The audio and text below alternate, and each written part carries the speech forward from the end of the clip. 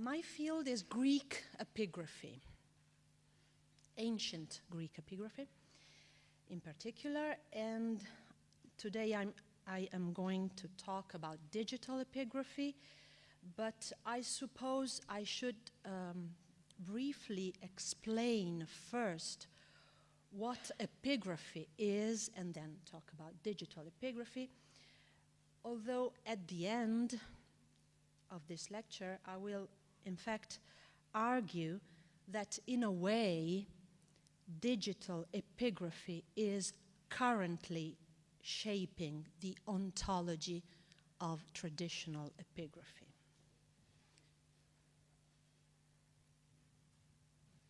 These are the topics I will address. First, epigraphy, what is it?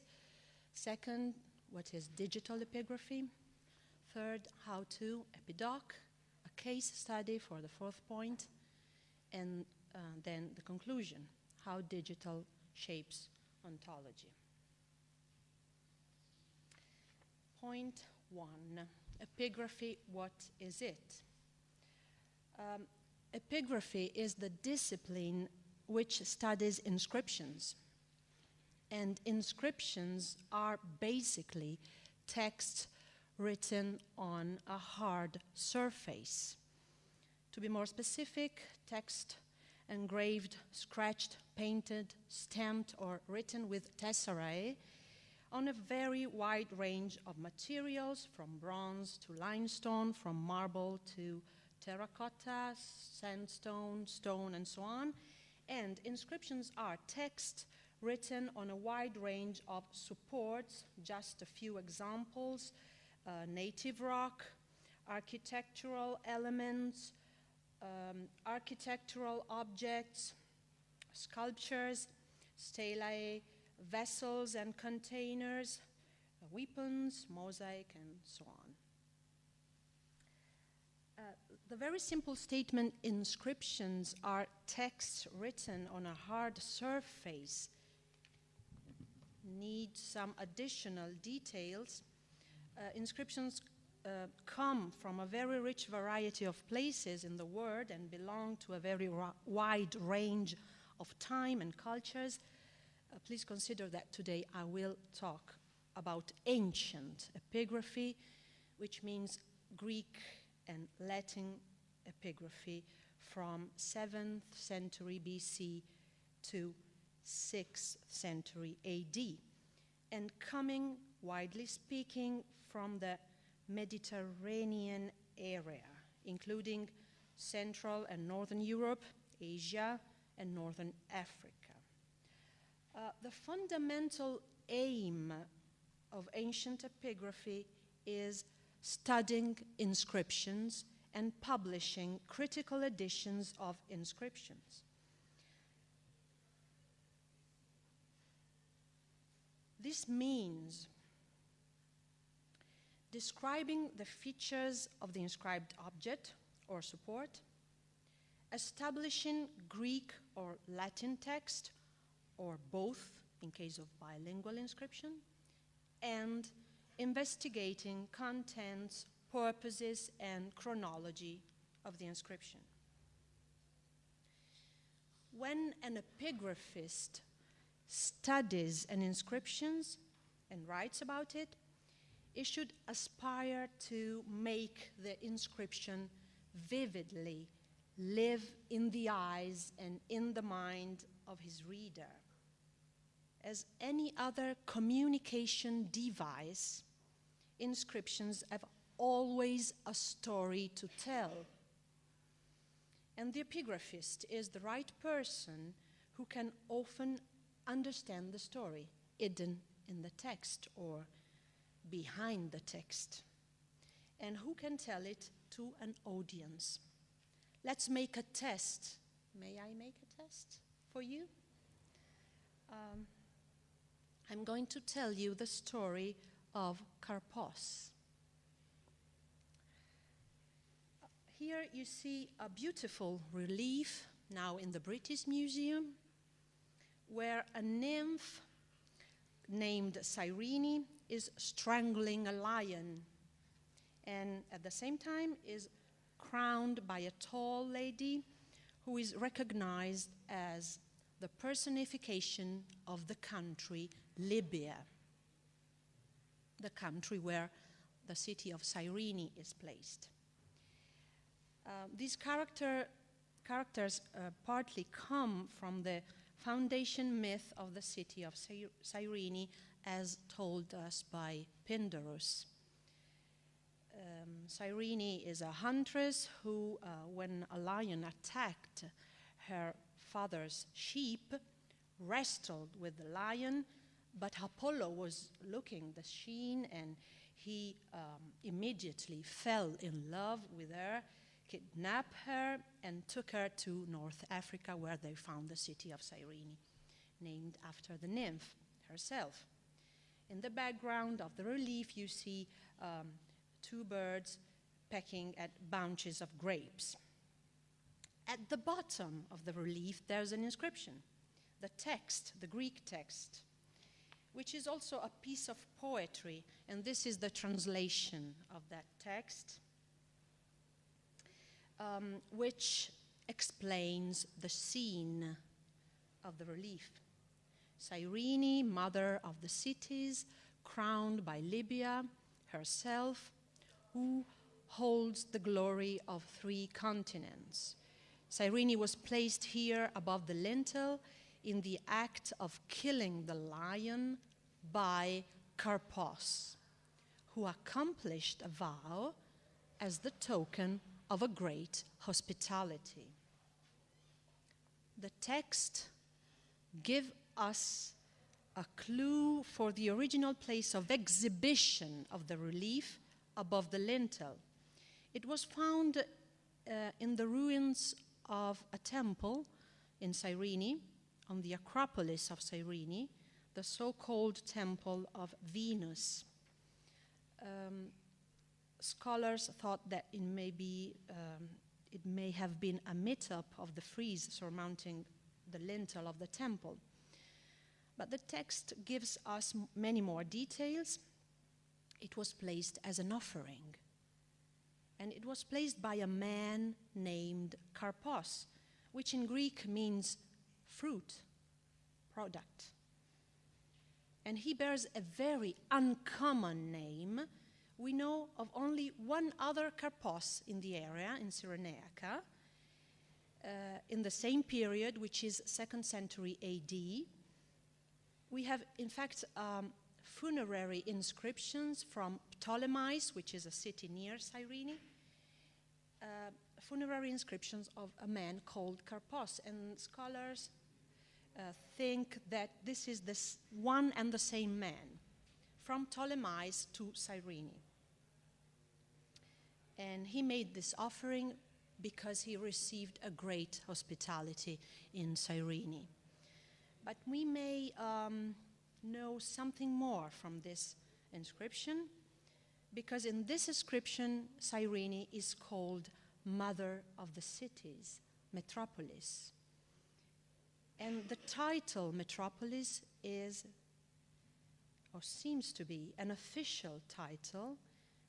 We find the same title in a letter by Emperor Adrian, addressed to Ptolemais.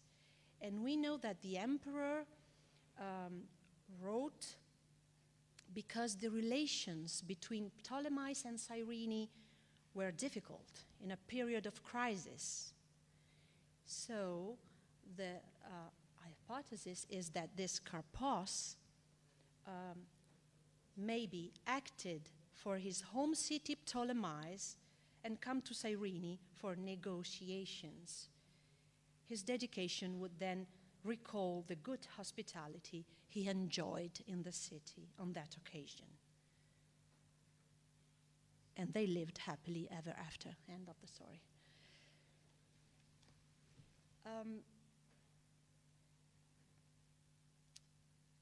Three peculiar features of ancient inscriptions are worth mentioning in this occasion, as we are dealing with the challenges of digital communication in the field of the humanities.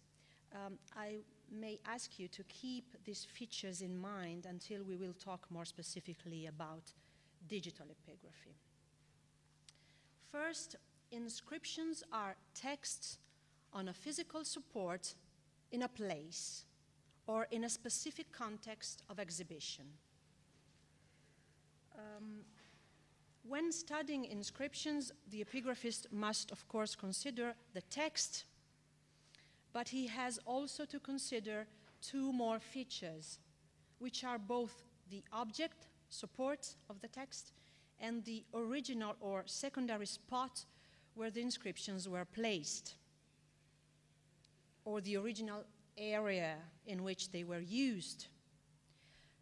This statement seems obvious, but it is not, because for too many decades, and actually sometimes nowadays too, scholars did in fact use inscriptions as simple texts, often ignoring that they were inscribed texts and that they should be studied considering support and place of origin or of exhibition. The second feature I would like to stress today is that inscriptions are deviant written texts. This is true for all the inscriptions of all times and of all places. Even today, inscriptions are deviant. In which sense, you may ask? The distinctive quality of inscriptions lies in their more or less intentional deviation from what may be said to be normal writing in the context in which it was produced. Epigraphic writing is deviant in that it adopts a form of writing that is different in its medium or technique, or both. You are probably and immediately thinking at epitaphs and funerary texts engraved on marble stelae in contemporary cemeteries or graveyards, the most common places to find inscriptions nowadays, but inscriptions are everywhere around us, and inscriptions of different typologies. If you walk through the monumental entrance of the University in Via Zamboni 33, you will soon get in touch with honorary inscriptions placed on the walls and dedicated to distinguished and prominent professors of the alma mater of the past.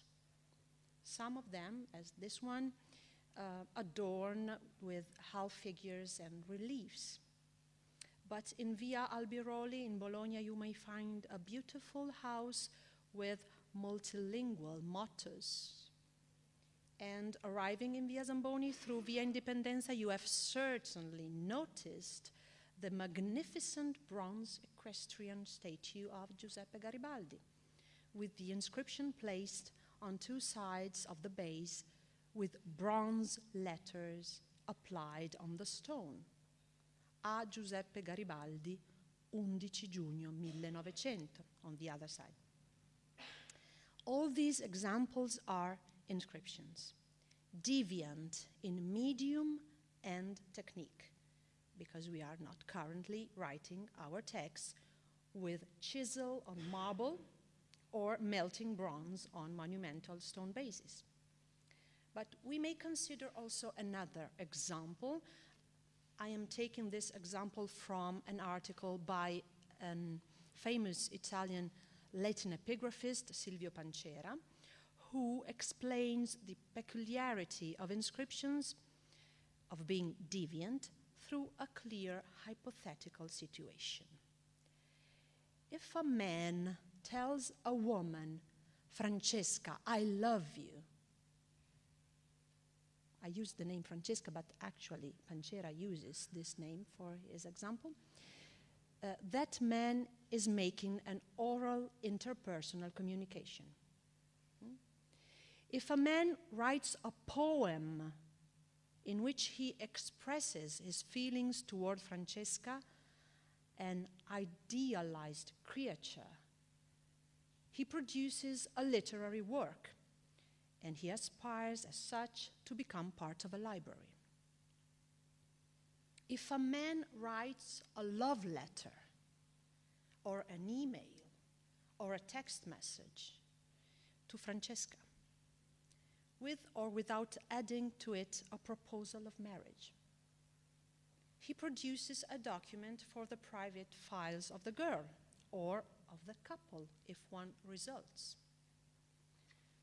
But if a man spray paints "Francesca, I love you" in block capitals on the Aurelian wall, this is Rome, and broadcast it not only to Francesca, but to the entire community, he is doing something reprehensible, of course, but he is also producing an inscription.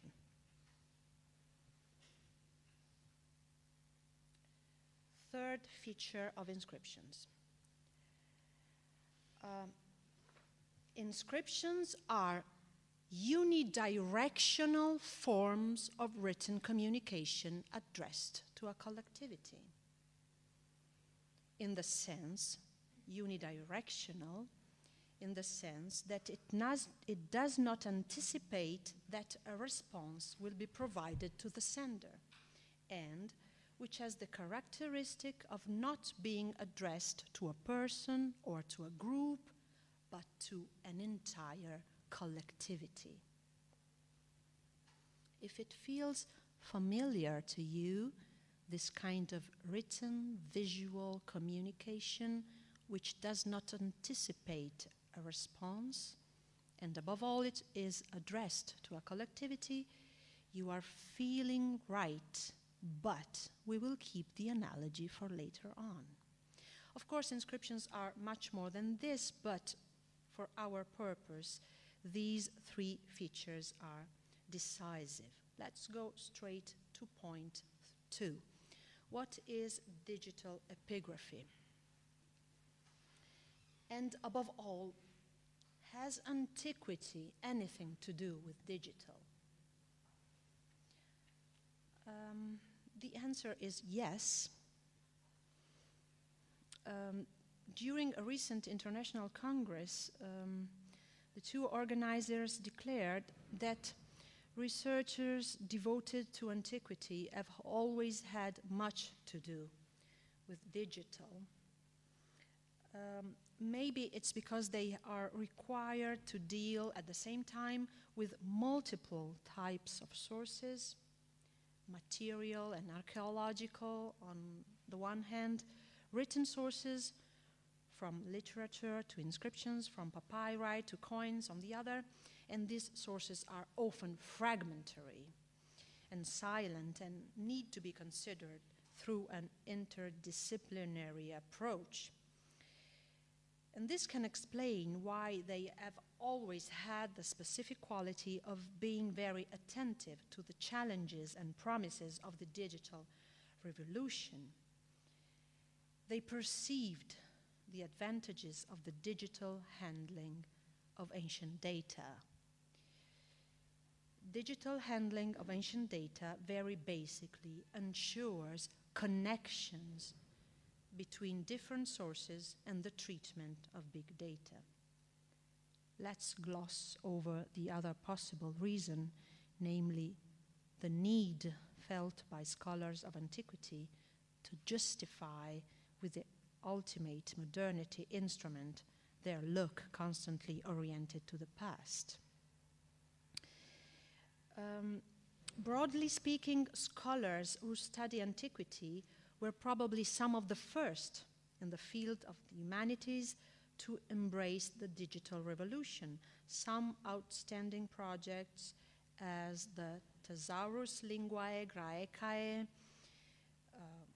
which was conceived as early as 1971, or Perseus Digital Library, 1985-87, or Suda Online, 1998, are examples of this statement. All of them were and still are aimed at collecting all Greek and Latin literary texts from the beginning of ancient Western literature until late antiquity, with the purpose of making them widely available and searchable, especially from the point of view of vocabulary. But what about digital epigraphy? The first step taken by this discipline into the digital domain was aimed at building databases of texts.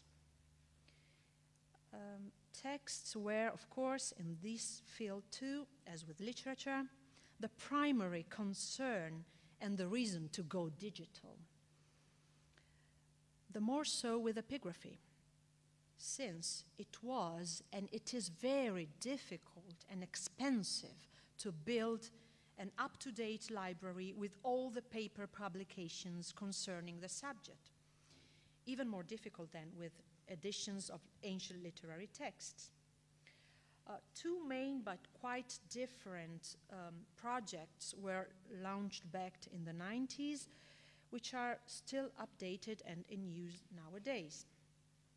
The Epigraphic Datenbank Klaus Labi and the Packard Humanities Institute CD converted in 2005 in searchable Greek inscriptions online.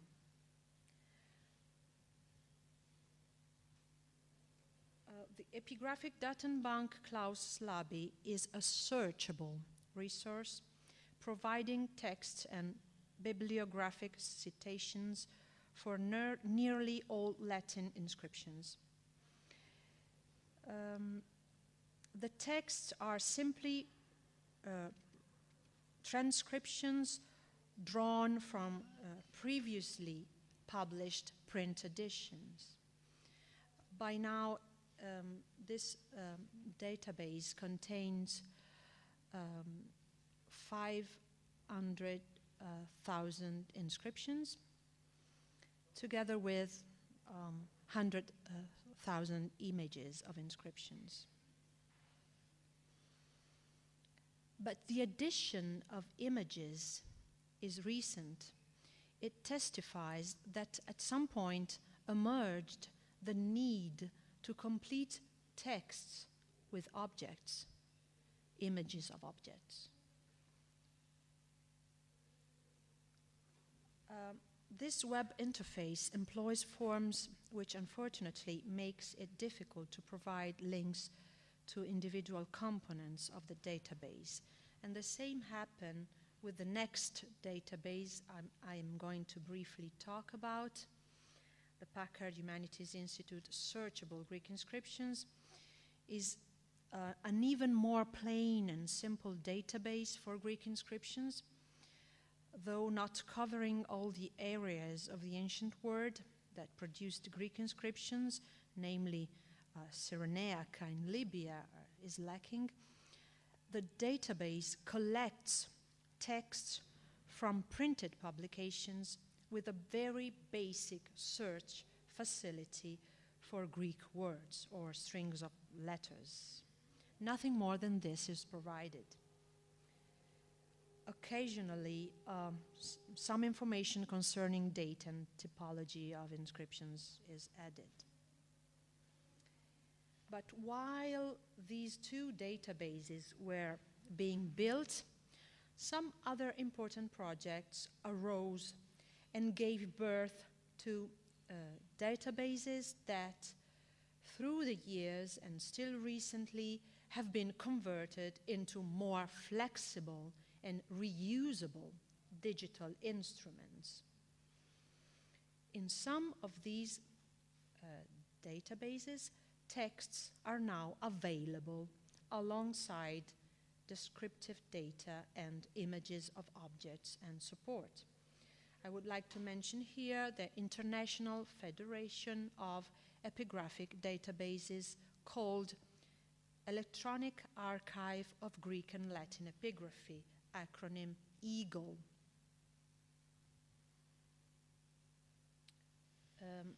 EAGLE is a federation whose creator is again Professor Silvio Pancera.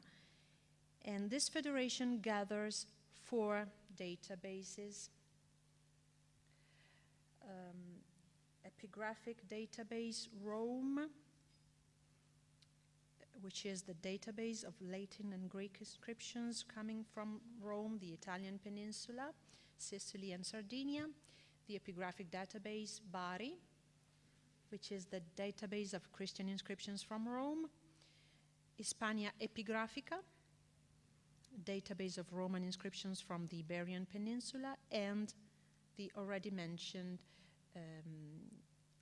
sorry, I didn't mention it before, Epigraphische Datenbank Heidelberg.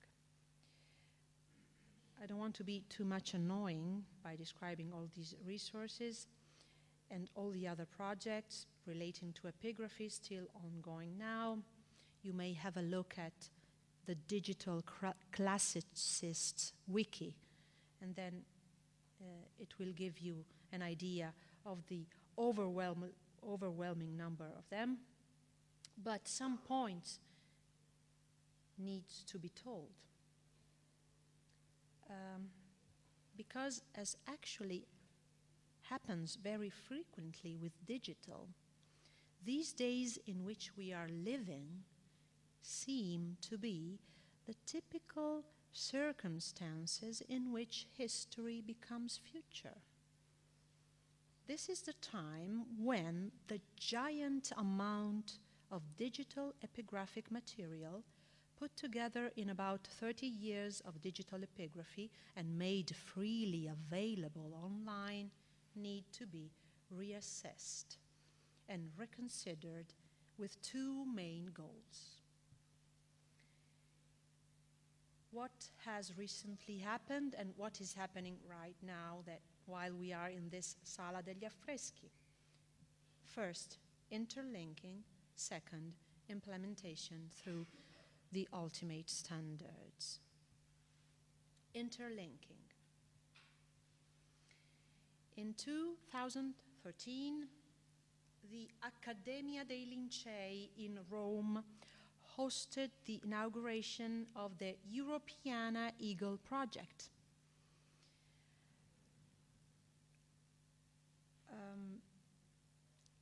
What is it? The name is the same, Eagle, because it's linked with the other project. Eagle is a best practice network co-founded by the European Commission and is part of Europeana, a multilingual online collection of millions of digitized items from European museums, libraries, archives, and multimedia collections. The aim was to collect and catalog in a single readily searchable database more than 1.5 million of items. In fact, in 2016, 1 year ago, the Europeana Eagle project launched the inscription search engine. It is the main gateway into the Eagle's massive epigraphic database, the place where the content provided by the epigraphers community is aggregated and stored, and where it is made accessible to the users. It is possible to perform full text searches using a simple interface, or to launch more advanced queries, including the possibility to upload an image and search for inscriptions that are similar to the provided one. 7 controlled multilingual vocabularies which concern material, execution technique, type of inscription, object type, decoration, dating criteria, state of preservation, were created to help aligning the multilingual metadata of the inscriptions from different content providers. and have been integrated in the search engine, as well as all the translations available on the Eagle Media Wiki. The total number of inscriptions in Eagle is now around 350,000.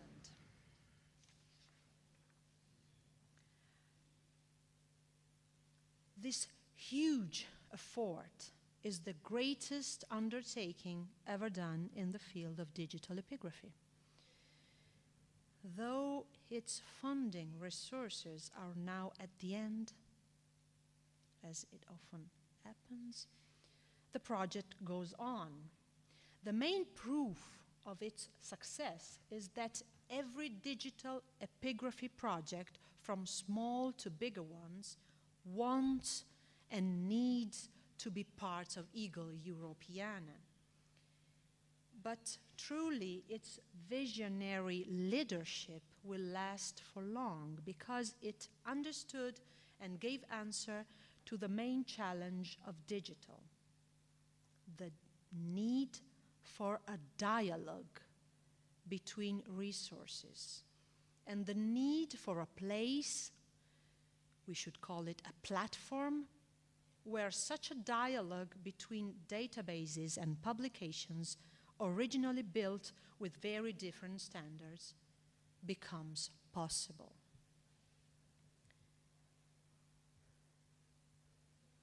Second, implementation through the ultimate standards.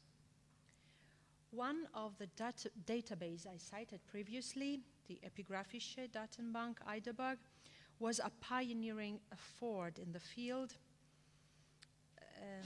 and it showed through the years its huge capacity of renewing standards and transform the treatment of data.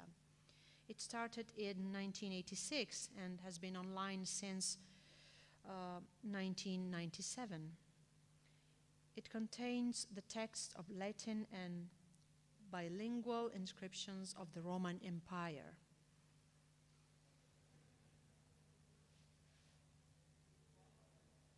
The epigraphic monuments are collected and kept up to date. With the help of search functions, specific queries can be carried out. The search results are often displayed together with photos and drawings. But this is already history of the past. In 2020, the Federal State Academy's sponsorship of Germany will stop funding Epigraphic Database Heidelberg. After a total of 34 years of work and 24 years availability online. This will bring about the complete disappearance of this resource, which is a research tool used by thousands of users from academia, schools, and general public. But now the future, the vision, epigraphy.info. In order to prevent the enormous treasure of data from being rendered useless and destroyed, the Heidelberg Academy of Sciences and Humanities is planning to transform the online database with its complex data structure in a sustainable operational instrument for further research generations.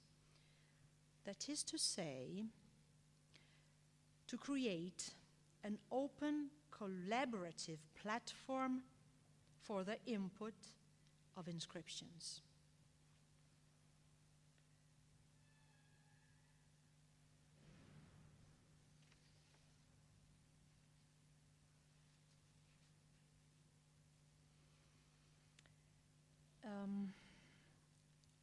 Not a further data island, but a bundling of the existing digital epigraphic resources with an operational basis of at least one editor called epigraphy.info editor for input and editing of inscription texts and metadata open to the content implementation by users under the control of an editorial board, and one epigraphy.info navigator for the searching in the data stock.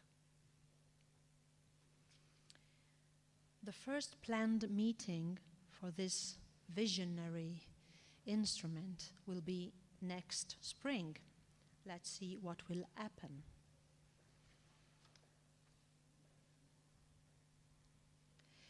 But now that we have reached the highest and touched the future, let's go back to Earth and let's try to understand what an epigraphist should do to go digital with her inscriptions or his inscriptions and with epigraphic material.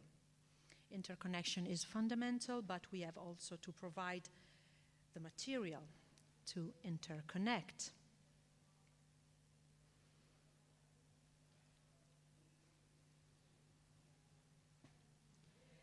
Epigraphic texts on the web in HTML are a distant memory. Actually, some of the resources I cited before still works on HTML, but the recent past, the present, and the near future is, of course, XML, Extensible Markup Language. That is the use of a markup language that defines a set of rules for encoding documents in a format that is both human readable and machine readable. For epigraphy, the watershed date for XML is again the late 90s. In digital epigraphy, everything happened about the same years when many of you were born. Am I right? Are you in the late 90s or at the beginning of the 90s? At the eve of the new millennium, a man, then a graduate student in ancient history at the University of North Carolina, invented Epidote. His name is Tom Elliott. He invented a specific XML for inscriptions in response to the promulgation, again by Silvio Pancera, of a manifesto recommending the establishment of an online, free, and unrestricted database of all surviving Greek and Latin epigraphical texts. What is Epidote? Epidote is an international collaborative effort that provides guidelines and tools for encoding scholarly and educational editions of ancient documents. It uses a subset of the Text Encoding Initiative's standard, TEI, for the representation of texts in digital form. But Epidote focuses on the history and materiality of the texts. Epidote was developed for the publication of digital editions of ancient inscriptions, but its domain has expanded to include the publication of papyri and manuscripts, including those beyond the Greek or Roman word.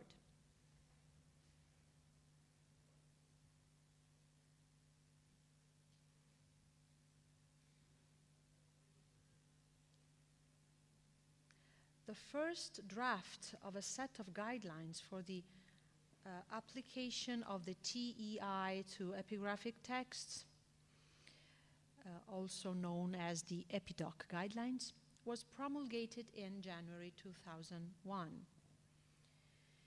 The Epidote Guidelines are a detailed collection of suggested conventions for encoding the Leiden-style epigraphic transcription style in XML. These guidelines are administered currently in the Epidote SourceForge site, And this repository also allows user to download modification files, the guidelines themselves, style sheets and software and other tools created by members of the community for editing, manipulating, or processing texts. Epidote was founded in accordance with 4 main principles. Epidote and its tools should be open and available to the widest possible range of individuals and groups. Therefore, all documents and software produced by the Epidote community, this is the community I cited before at the beginning, are released under the GNU General Public License, which is a special license for softwares. Insofar as possible, Epidote should be compliant or compatible with other published standards. We should strive to avoid reinventing wheels or creating data silos. In the arena of transcription, Epidote must facilitate the encoding of all editorial observations and distinctions signaled in traditional print editions through the use of sigla and typographic indicia. Fourth, Epidote avoids encoding the appearance of these sigla and indicia. Rather, we encode the character or semantics of the distinction or observation the human editor is making.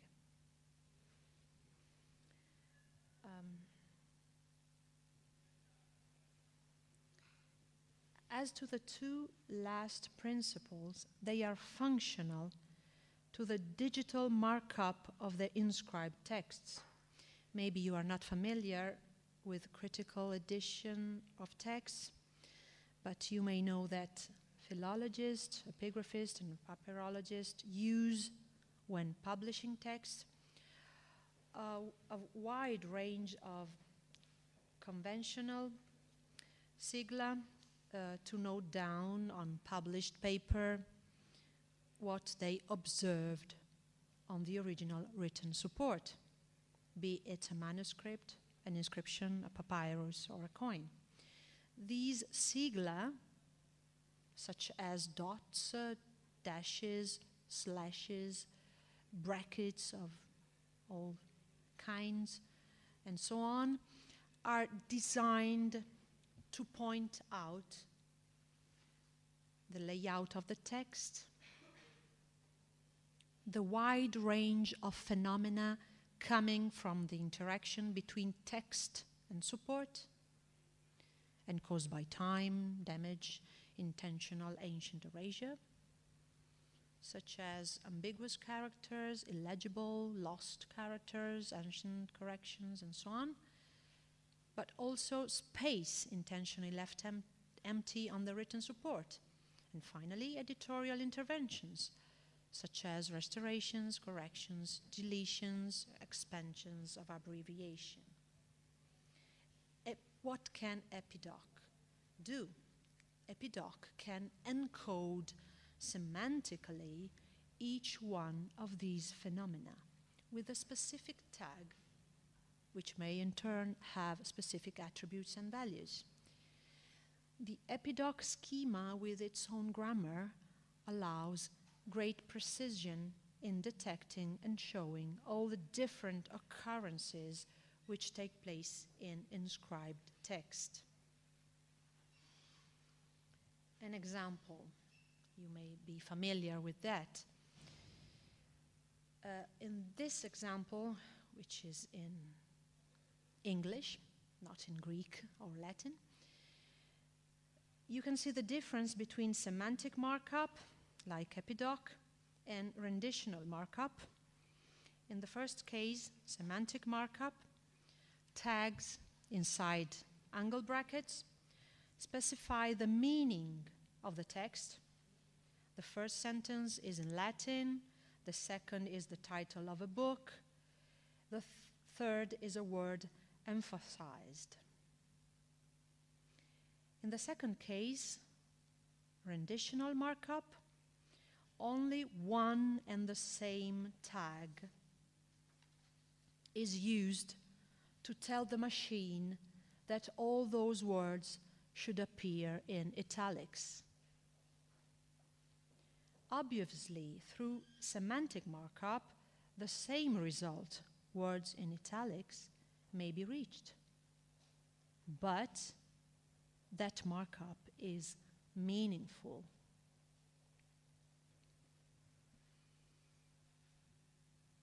In addition, it should be borne in mind that Epidote is designed for two additional fundamental actions. Epidote can do a semantic markup of the text, and this is important and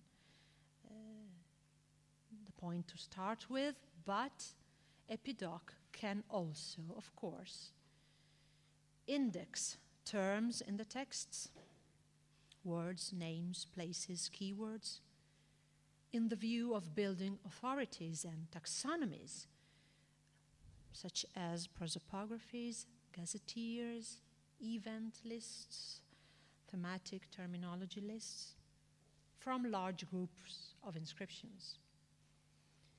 And third, Epidote can handle physical description of the text bearing object. Because, as we said, inscription is a text on a support in a place. And Epidote can handle provenance of the text bearing object, date of origin, place of origin, dates and locations of modern observations, inventory numbers, repositories, but can handle also bibliographic references, images, apparatus criticus, commentary, and translations.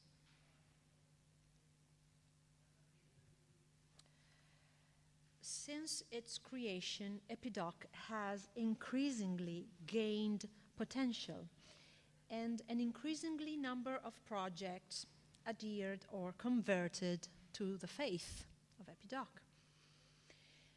Digital editions compliant with the TEI Epidote schema are now almost the rule in the epigraphic domain. Epidote, as I said before, has a very active digital community which keeps regularly in touch through a discussion list, markup list, where everyone is very helpful and cooperative, and where digital issues may be discussed and solved together. In addition, the Epidote community encourages the regular organization of training workshops to spread the word.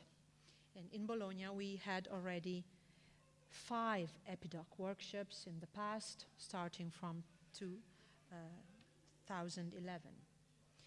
In the last decade, the digital edition of Greek and Latin inscriptions, marked up using Epidote, has gone through at least 3 important changes and gave rise to 3 types of publications, digital publications. First, electronic republications or reissues of printed books, like the 2 examples I cite, Vindolanda tablets online and Aphrodisias in late antiquity. These are publications improved from the point of view of data availability and data query, quantity and quality of illustrations compared to the printed books, of course. But then we have a second model, digital editions of corpora not existing previously in paper, like the Inscriptions of Aphrodisias of 2007. This is still close to a paper editions model with a thin apparatus criticus and commentary.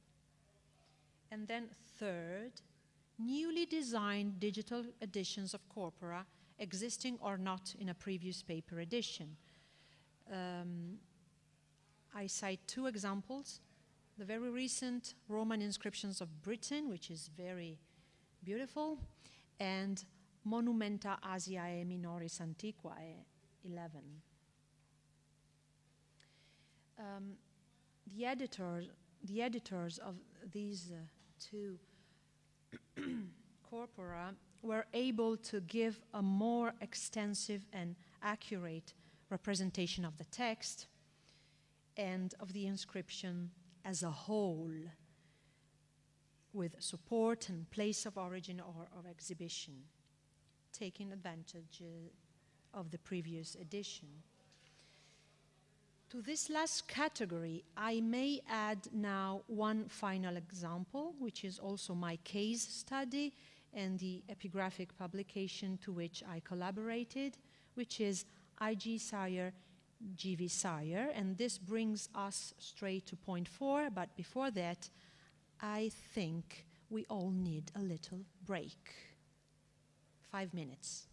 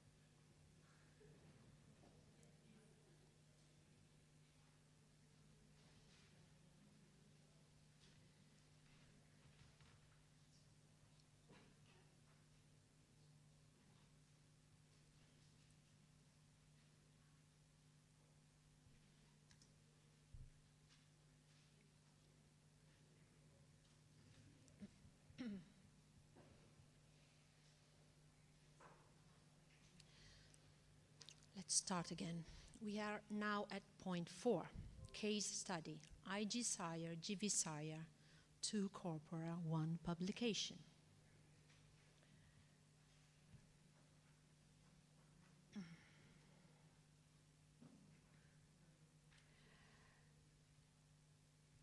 The inscriptions of Greek Cyrenaica and the Greek verse inscriptions of Cyrenaica are 2 corpora. The first collecting all the inscriptions of Greek Cyrenaica from 7th to 1st century BC, the second gathering the Greek metrical texts of all periods from 6 BC to 6th century AD. The 2 corpora both include some unpublished texts, 122 in IG Sire, 8 in GV Sire, and new critical editions of all the inscriptions already published until March 2017, which were previously scattered among various, often inaccessible and sometimes outdated publications, for a total amount of 917 inscriptions in IG Sire and 56 in GV Sire.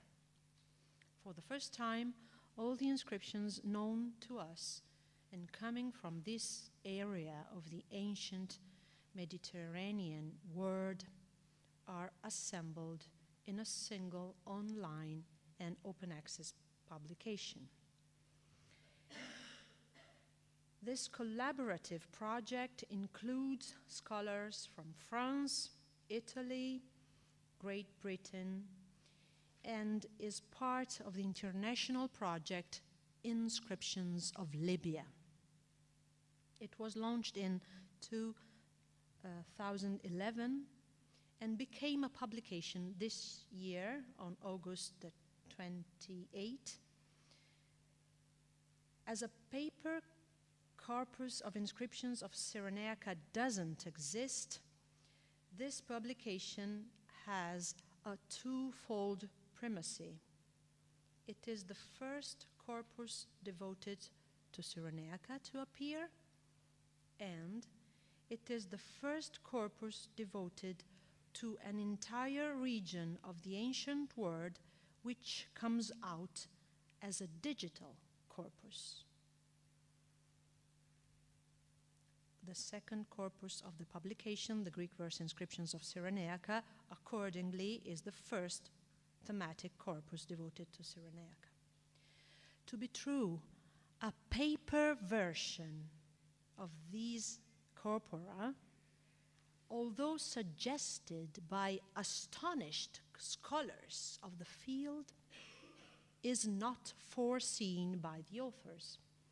In fact, too many digital facilities have been incorporated in this publication to make paper a desirable or attractive solution.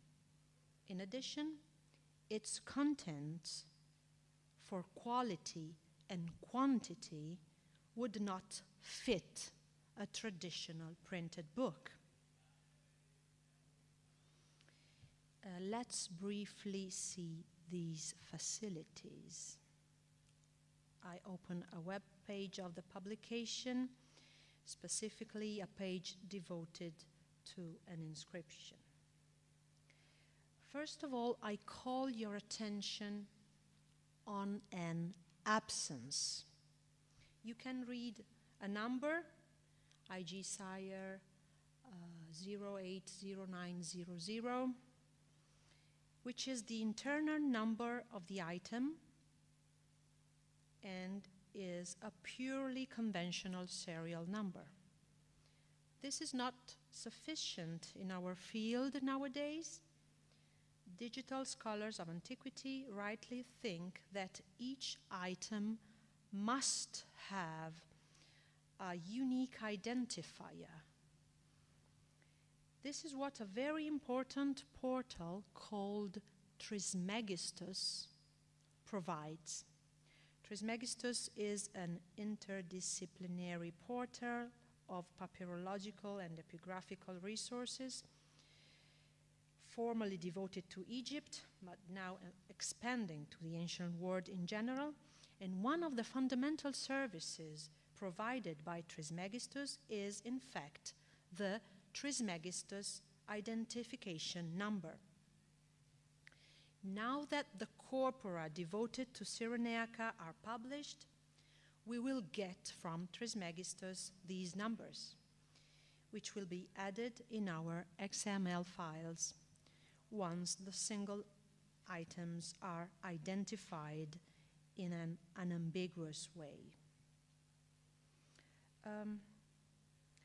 Secondly, for each item, a complete critical edition is provided in accordance with the canonical editorial structure. But as you may notice, each part of the traditional edition has some digital enhancement. You will have the opportunity to check later on the web. You see the title of the item. By clicking on the number, the serial number, you will get the XML source file. And then you have the descriptive lemma, providing specifics about support, layout and writing, date, find spot, place of origin, and last recorded location of the item. This part provides also geographic links to gazetteers like Pleiades or a specific gazetteer of Libya, which is called Heritage Gazetteer of Libya, but also links to internal archaeological maps specific for Cyrenaica. And of course you have pictures, and by clicking on the blue words you will get Pleiades and Heritage Gazetteer of Libya, and on the same page the archaeological maps with in red the find spot of the inscription. Then you have the bibliography, the bibliographic lemma, with a complete list of previous editions and selective references to noteworthy studies concerning the inscription, its support and or related monument, and bibliographic references link to a full bibliography where, if relevant, full text online resources are available. Then you have the critical transcription of Greek text with all those sigla I talked about before. An apparatus and maybe other drawings or facsimile of the inscription. And then critical translations in 3 languages: French, English, Italian, and in the next future we will add Arabic also, and then commentary on significant issues of the inscriptions. I showed before images. Images are also available as an autonomous online publication hosted here in Bologna too, like the website, and they are published at AMS Historica. From a technical point of view, and concerning this issue, I deeply rely on what Marilena D'Aquino, who is our web developer and designer, has pointed out. The publication stands out for these main reasons. The IG-Sire GV-Sire website relies on several well-known technological standards. It is based on BaseX and NoSQL database that allows to store, query, and serve large collections of XML documents. It supports standard languages like XPath and XQuery to retrieve information from data, and XSL that enabled us to transform XML documents into HTML web pages. The resulting web application relies also on community standards like Epidote XML schema and Epidote style sheets, whose aim is to standardize the visualization on the web of features that can be found in inscriptions. The project required us to customize and improve the aforementioned standards in order to address all the complex features found in the material of the corpora. In this sense, IG-Sire GV-Sire can offer an important contribution to future developers and users other than the huge heritage published.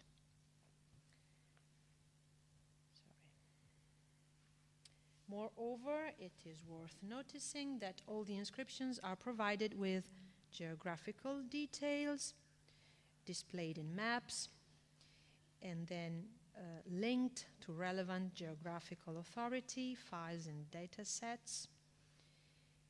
And this allows users to browse the knowledge we reached in meaningful ways, and future projects to reuse it and enrich their asset with our data. Actually, we will ourselves reuse our data in meaningful ways very soon when we will edit the Prosopographia Cyrenaica, a work that will establish the profile, characteristics, and eventually biographies of the people from ancient Cyrenaica attested through the inscriptions.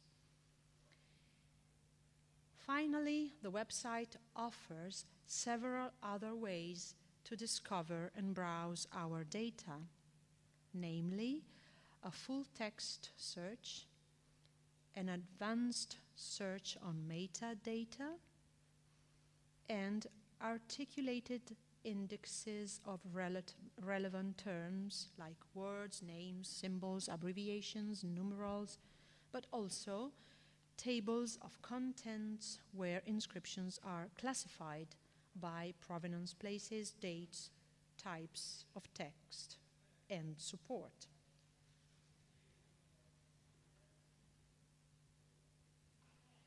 I am at point 5, conclusion. How digital shapes ontology. If you have still in mind the 3 fundamental features of ancient inscriptions I started with today, we may now consider 3 conclusive thoughts. First, remember, inscription is a text on a physical support in a place.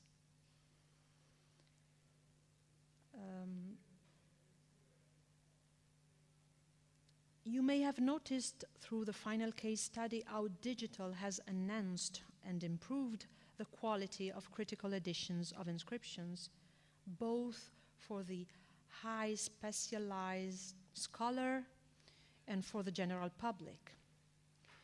Inscription is a text on a physical support in a place.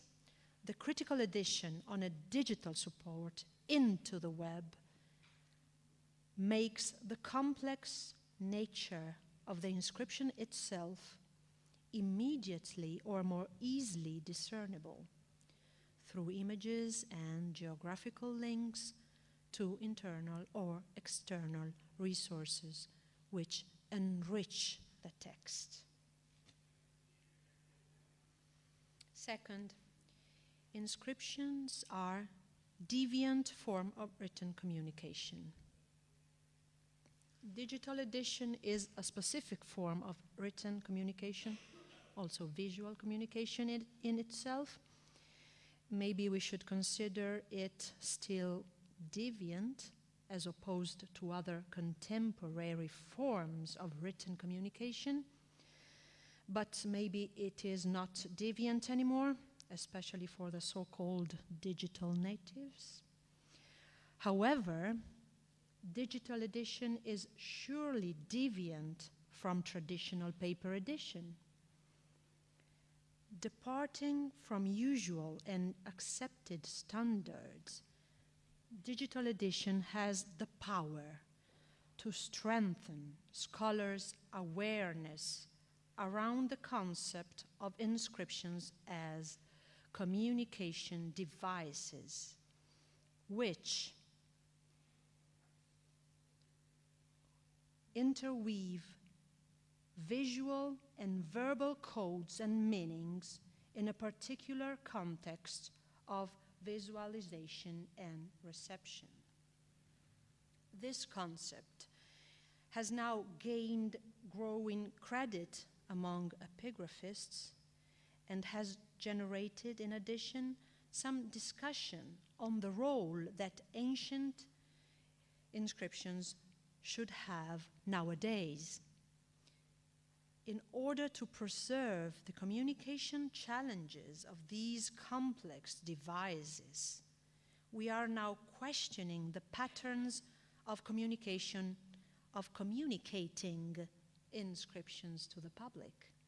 We are now aiming at the availability of the texts in multiple translations, and we are now urging collaborative efforts in editing inscriptions. Third, inscriptions are unidirectional form of written communication addressed to a collectivity. The same can be told of a digital publication. The analogy is very strict. And from this point of view, we can draw a parallel between the ancient stonecutter and contemporary epigraphists. The stonecutter in antiquity engraves a text for the collectivity of his own community and makes choices of layout and of exhibition for the readability of a communication which usually longs for eternity, as it actually comes out to be. In the same way, contemporary epigraphists encode texts for the web and make choices of layout and of exhibition for the readability, dissemination, and future preservation of the precious heritage they have to deal with.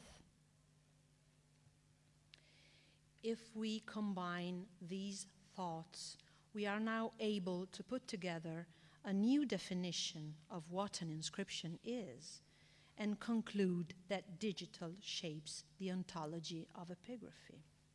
An inscription is, above all, an editorial unit, which results from individual scientific choices and disciplinary criteria.